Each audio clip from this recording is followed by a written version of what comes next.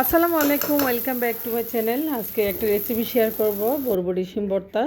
তো ভর্তাটি আসলে অনেক সুস্বাদু হয়। তো এই ভর্তা আসলে অনেক স্বাস্থ্যকর শরীরের জন্য। তো অনেকে বরবটি শিম আসলে খেতে চায় না, আপনারা চাইলে এরকম ভর্তা বানিয়ে ঝাল ঝাল করে খেতে পারেন। তো বরবটি শিমের ভর্তাটা দেখতে যেমন খেতেও খুব সুস্বাদু।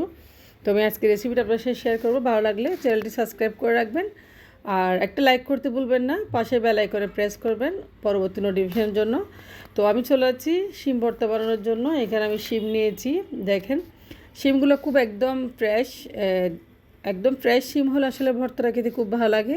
তো আমি তাই ফ্রেশ শিম নিয়েছি একদম, দেখেন। আর এরকম শিম দিয়ে ভর্তা বানালে ভর্তাটা খেতেও খুব সুস্বাদু হয়। তো বাসি শিমের ভর্তা একটু খুব কম মজা হয়। তো ওই শিমগুলো আমি কেটে নিয়েছি, কেটে ধুয়ে ভালোভাবে এখন চুলায় বসিয়ে দিয়েছি একটা কড়াই দিয়ে। আর এরপর যে আমি কড়াই দিয়েছি কয়েকটা কাঁচামরিচ, আর সাথে দিব পানি এবং লবণ। তো লবণ দিয়ে অবশ্যই সিদ্ধ করে নেবেন, কারণ লবণ দিলে তো শিমের ভিতর লবণ একেবারে ঢুকে যাবে, আর লবণ ব্যবহার করতে হবে না পরবর্তীতে। তো আমি একেবারে লবণ দিয়ে দিয়েছি, আর লবণ আমি এখানে দিব না। ভর্তাতে আর লবণ দিতে হবে না। কাঁচামরিচের একটা ফ্লেভারস আছে, দেখেন সিদ্ধ করে নিয়েছি কাঁচামরিচ সহ। এরপর যে ব্লেন্ড করে নিয়েছি, এগুলো ব্লেন্ড করে একপাশে রেখে দিয়েছি, সেটা আপনাদের অফ ক্যামেরা রেখেছি। আর এখানে আমি দেখেন কড়াইতে সরষের তেল দিয়েছি, কয়েকটা রসুন ভেজে নেব। রসুনগুলো একটু পুরা পুরা করে নিয়েছি, আমি ভর্তাতে ব্যবহার করব। অনেক ভালো লাগে এরকম পুরা পুরা করলে রসুনটা আসলে।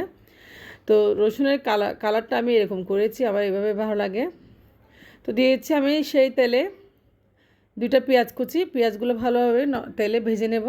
একটু ব্রাউন কালার করে কড়া করে ভেজে নেব, কারণ ভর্তাতে পেঁয়াজগুলো একটু কড়া করে ভেজে নিলে খেতে খুবই ভালো লাগে। তো একটা ভালো গ্রানও পাওয়া যায়। দেখেন এখন পেঁয়াজগুলো ভাজা হয়ে গেছে। এরপর যে পেঁয়াজগুলো আমি যেভাবে ভেজেছি ওভাবে ভাজবেন, একদম কড়া করে হালকা একটু ব্রাউন কালার করে নেবেন। তো ব্রাউন কালার করে আসলে পেঁয়াজের ঘ্রাণটা খুব ভালো লাগে ভর্তাতে। এখন আমি ব্লেন্ড করে নিয়েছি কাঁচামরিচ এবং বরবটি শিমগুলো সিদ্ধ করা। এরপর যে সবগুলাই দিয়ে দিচ্ছি তেলের উপর। দেখেন কত সুন্দর করে ভর্তাটা হয়ে গেছে।